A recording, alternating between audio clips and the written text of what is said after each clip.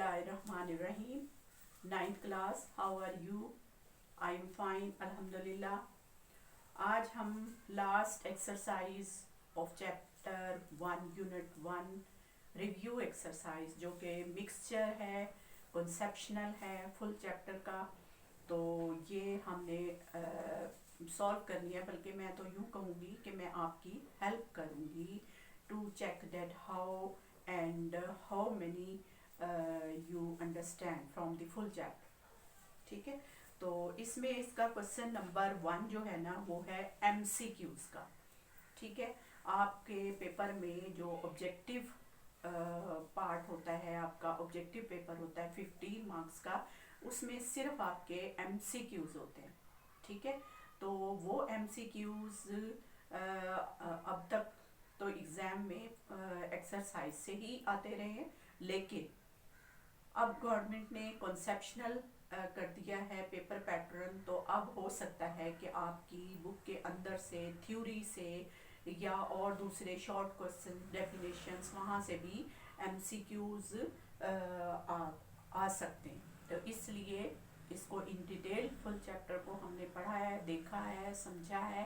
ठीक है, तो यहाँ पर जो MCQs दिए हुए हैं अब हम उनको सॉल्व करते हैं। वो भी हर टॉपिक से रिलेटेड है, तो वो भी आपको इंशाल्लाह कंप्लीट समझ आ गए होंगे। आपने अब उनको मुझे बताना है कि ये कैसे और इनके आंसर्स क्या होंगे। तो जी, क्वेश्चन नंबर 1 MCQs, इसका first point the order of the matrix. देखिए, कोई भी मैट्रिक हो उसका ऑर्डर आपको बताना है। हमने फर्स्ट टॉपिक ही मैट्रिक का ऑर्डर देखना सीखा था। तो मैट्रिक यहाँ पर दी हुई है 2 1। ठीक है, तो अब देखें ये मैट्रिक है, इसमें कितनी रो है। सबसे पहले हम रो लिखते हैं, तो 1 क्रॉस कॉलम कितने 1 2 कॉलम है, तो इसका ऑर्डर क्या है 1 क्रॉस 2। ठीक है, तो अब आप ऑप्शन चेक करेंगी 1 क्रॉस 2, इसका ऑप्शन है बी। ठीक है, ये बी ऑप्शन। सेकेंड पॉइंट, ये मैट्रिक आपको दिया हुआ है और ये वो पूछ रहा है कि बताइए ये किस टाइप का मैट्रिक है। तो नीचे ऑप्शन दिए हुए उसने, तो आपने ऑप्शंस देख के बताना है। देखिए, डायगोनल में जो है नॉन जीरो एलिमेंट्स हैं और सेम है, तो ऐसे मैट्रिक को हम क्या कहते हैं, स्केलर मैट्रिक। तो ये ऑप्शन है जी सी ऑप्शन है ये।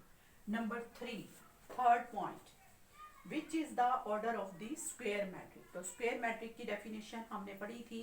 स्क्वायर ज्योमेट्रिकल शेप है, यानी उसकी चारों साइड इक्वल होती हैं, तो जाहिर है जितनी रो हैं उतने ही कॉलम होंगे।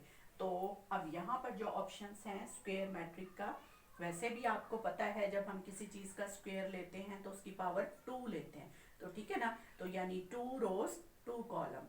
ठीक है, अब ऑप्शन कौन सा है, ए। थर्ड पॉइंट का ऑप्शन है ए, 2/2। 4 point, the order of the transpose. यहाँ पे देखें एक मैट्रिक दिया हुआ है थर्ड पॉइंट में 2 1 0 1 3 2, ये मैट्रिक है। अब इसका ऑर्डर क्या है, देखिए सबसे पहले हमने रो देखनी है 1 2 3 रोज हैं, कॉलम कितने 1 2, इसके कॉलम है 2। अब उसने पूछा है कि इस मैट्रिक के ट्रांसपोज का ऑर्डर क्या है, ट्रांसपोज का। तो ट्रांसपोज में हम क्या करते हैं, रोज को कॉलम में चेंज कर देते हैं, तो जाहिर है ये ऑर्डर भी चेंज हो जाएगा। क्या हो जाएगा 2 क्रॉस 3। तो अब ऑप्शन चेक करते हैं इसका, ये फोर्थ पॉइंट है, तो इसका ऑप्शन 4 का 2/3, बी ऑप्शन, इसका ऑप्शन है B. 5 point, the adjoint of the matrix. अब मैट्रिक जो उसने दिया हुआ है फिफ्थ में वो है -1 2 0 1, ये मैट्रिक है। अब इसका हमने एडजॉइंट लेना है, तो एडजॉइंट में हम क्या करते हैं, ये जगह इधर चेंज हो जाएगी और इनके साइन, तो इसका एडजॉइंट जो है वो क्या आएगा 1 -1, ये -2 और ये 0 का कोई साइन नहीं होता। तो अब ये मैट्रिक जो है आप देखें कौन सा वाला है, -1 एडजॉइंट में ये इसकी जगह चेंज हो गई। ठीक है ना, ये -1 जो था ये 1 इधर आ गया, -1 नीचे चला गया। ठीक है, मैंने शायद गलत लिख लिया है, -1 ये 1 यहाँ पे था 1 और यहाँ था -1। ठीक है, अब ठीक है, अब ये जो है इधर आ जाएगा, तो ये आ जाएगा माइनस और ये 1 इधर आ गया। ठीक है, तो अब देखें ऑप्शन में -1 -2 0 1 ये वाला मैट्रिक है जी ए, इसका ऑप्शन है A. 6 part product of the matrix, ये बहुत इंपॉर्टेंट एमसीक्यूज है, अक्सर ये पेपर में आया हुआ है, तो इसको आपने अच्छे तरीके से ध्यान से जो है करना है। देखें इसका ऑर्डर क्या है, 1 क्रॉस 2, इसका ऑर्डर क्या है 2 क्रॉस 1। ठीक है, अब देखें हमने मल्टीप्लिकेटिव कन्फर्मेशन के लिए पढ़ा था ना कि इसके नंबर ऑफ कॉलम और इसकी नंबर ऑफ रोज इक्वल होनी चाहिए, पहले वाले के नंबर ऑफ कॉलम दूसरे वाले की नंबर ऑफ रोज इक्वल होनी चाहिए, तो वो इक्वल है। ये देखिए 2, यहाँ पर भी 2।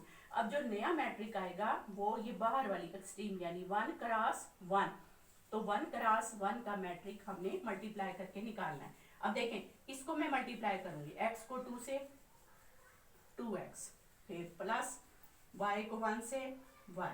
अब ये एक एलिमेंट है, इसका ऑर्डर क्या है 1/1।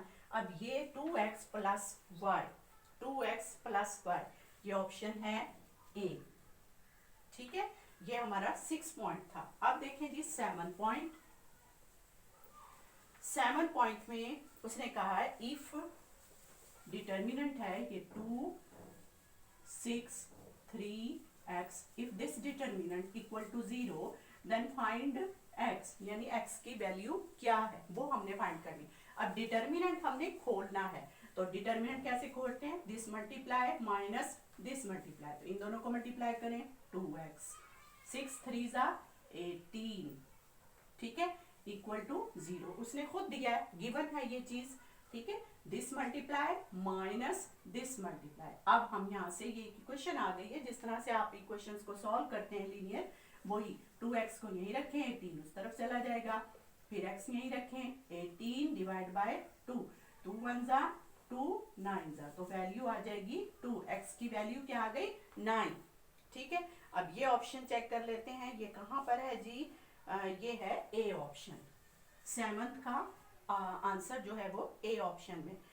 अब 8th पार्ट जी, लास्ट पार्ट है, इफ x प्लस ये मैट्रिक है यहाँ पर -1 -2 0 -1 इक्वल, फिर एक मैट्रिक दिया हुआ है इसने यूनिट मैट्रिक 1 0 0 1।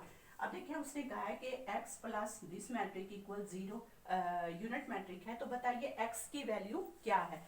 अब देखें जिस तरह से हम अननोन फाइंड करते हैं ना, बिल्कुल इसी तरह से x हमने फाइंड करना है, तो ये मैट्रिक हमें दूसरी तरफ लेके जानी पड़ेगी, तो x इक्वल वहाँ पे ऑलरेडी यूनिट मैट्रिक ये वाला जो है ऑलरेडी प्रेजेंट है, अब ये वहाँ पे प्लस हो रहा है, दूसरी तरफ जाके माइनस हो जाएगा, -1 -2 0 -1। अब हमने क्या करना है, इन दोनों मैट्रिक्स को माइनस करना है। ठीक है, तो माइनस कर लेते हैं, 1 1 ये माइनस और ये माइनस, ये हो जाएगा प्लस +1 0 +2, इस माइनस की वजह से इसका साइन चेंज हो जाएगा। ठीक है, 0 माइनस ये वाला 0, फिर 0 माइनस ये माइनस भी प्लस हो जाएगा 1।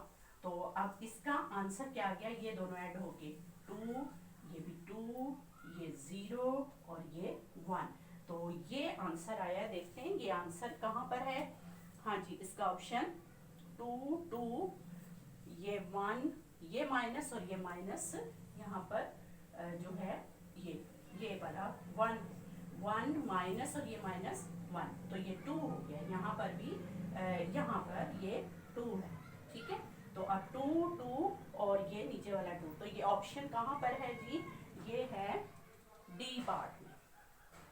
ठीक है, तो ये हमारे एमसीक्यूज जो है कंप्लीट हो गए। नेक्स्ट हमारे पास क्वेश्चन नंबर 2 है, कंप्लीट द फॉलोइंग, यानी फिल इन द ब्लैंक्स हैं। अब देखें यहाँ पर ये उसने एक जीरो मैट्रिक जिसको हम नल मैट्रिक भी कहते हैं। यहाँ सिर्फ आपको, वैसे तो खैर खाली जगह में सिर्फ आपको उसका नाम पुट करना है कि ये नल मैट्रिक है, लेकिन नल मैट्रिक के बारे में मैं आपको बताऊं कि इसको एडिटिव आइडेंटिटी मैट्रिक भी कहते हैं। ठीक है, ये जो क्वेश्चन नंबर 2 है इसका फर्स्ट पार्ट ये नल मैट्रिक है।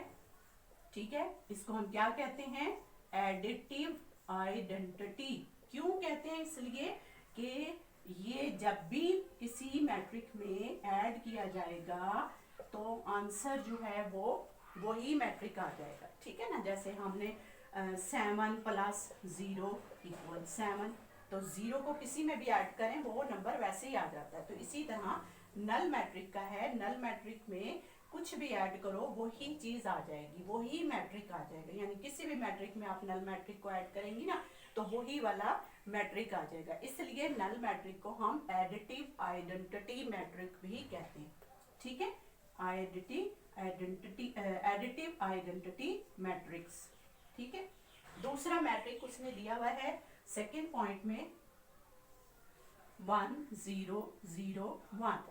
तो ये है जी यूनिट मैट्रिक। ठीक है, जिसको अब यहाँ भी खाली जगह में उसने पूछा है कि ये कैसा मैट्रिक है, तो इसको हम आइडेंटिटी मैट्रिक भी कहते हैं, इसको हम यूनिट मैट्रिक भी कहते हैं, लेकिन असल में इसको हम कहते हैं मल्टीप्लिकेटिव आइडेंटिटी।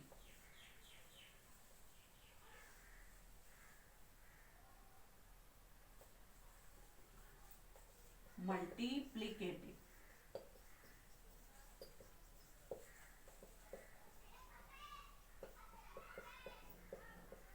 ठीक है, ये वाला मैट्रिक्स जो है वो क्या कहलाता है, मल्टीप्लिकेटिव आइडेंटिटी मैट्रिक।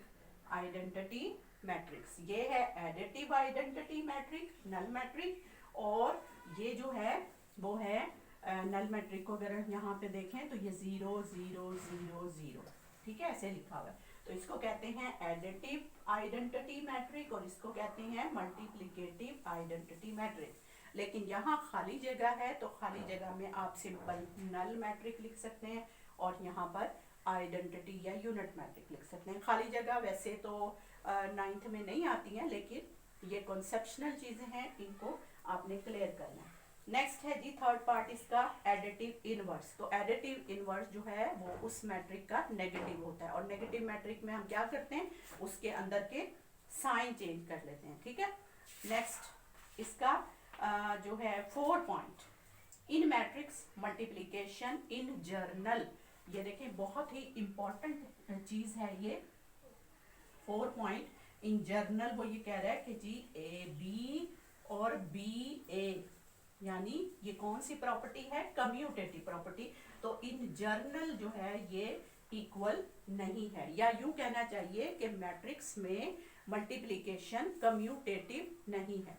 ठीक है, number 5, matrix A + B can be found if the order of A and B is equal. तो ये भी शॉर्ट क्वेश्चन हमने पढ़ा था कि when two matrices can be added, when two matrices are conformable for addition, yes, when its order are equal, तो उनके order equal हो तो वो। Number 6, the matrix is called dash matrix if the number of row and column are equal। तो उसको हम क्या कहते हैं, जब रोज और कॉलम इक्वल हो उसको हम क्या कहते हैं, स्क्वायर। ये हमने सारी डेफिनेशंस में बहुत अच्छे तरीके से चीजें समझ ली हैं। ठीक है, नेक्स्ट जो है हमारे पास अब क्वेश्चन नंबर 3 है। ये शॉर्ट क्वेश्चन में भी आ सकता है, क्योंकि छोटी सी चीज वो चेक कर रहा है कि अगर दो मैट्रिक्स इक्वल हैं तो फिर आप उसमें अननोन कहीं छुपा हुआ हो तो वो कैसे फाइंड कर सकते हैं। तो वो कैसे फाइंड होगा, उसकी सेकंड पॉइंट की जो है सेटिस्फेक्शन अगर हम चेक करेंगे ना तो फिर हमें पता चल जाएगा। यानी सेकंड पॉइंट क्या था कि respective elements are equal, respect.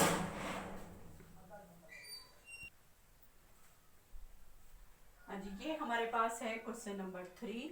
अब देखिए इसमें अननोन छुपा हुआ है कहाँ पर, यहाँ फर्स्ट पोजीशन पे और एक यहाँ पर। ठीक है, और उसने इक्वलिटी दो मैट्रिक्स की खुद दी है कि if this matrix equal this matrix then find these unknown A B. ठीक है, तो हमने इसका सेकंड पॉइंट जो है, पर पहला पॉइंट तो था ना कि दो मैट्रिक्स कब इक्वल होती हैं, जब ऑर्डर सेम हो। तो देखें इनके ऑर्डर क्या है, ये 2 रोज हैं और 2 कॉलम हैं। इसी तरह इसकी भी 2 रोज हैं और 2 कॉलम है। ठीक है, तो ऑर्डर तो देखें दोनों का सेम है। अब सेकंड पॉइंट को देखते हैं कि जी सेकंड पॉइंट ये तो अननोन है इसमें। ठीक है, तो जाहिर है इसको इसके इक्वल होना चाहिए। तो यहाँ पे हम लिखेंगे by definition of equal matrices. ये हमें उसकी डेफिनेशन में ही बात बताई गई है कि जी इसका ये वाला एलिमेंट इसके इक्वल होना चाहिए। तो a + 3 must be equal to -3। ठीक है, अगर ये इसके इक्वल होना चाहिए तो फिर यहाँ से a की वैल्यू निकाली जा सकती है। -3 यहाँ पे था, ये उस तरफ जाके फिर माइनस हो जाएगा, प्लस है तो उस तरफ जाके माइनस हो जाएगा। तो ये a की वैल्यू जो है ये क्या आ जाएगी, -6।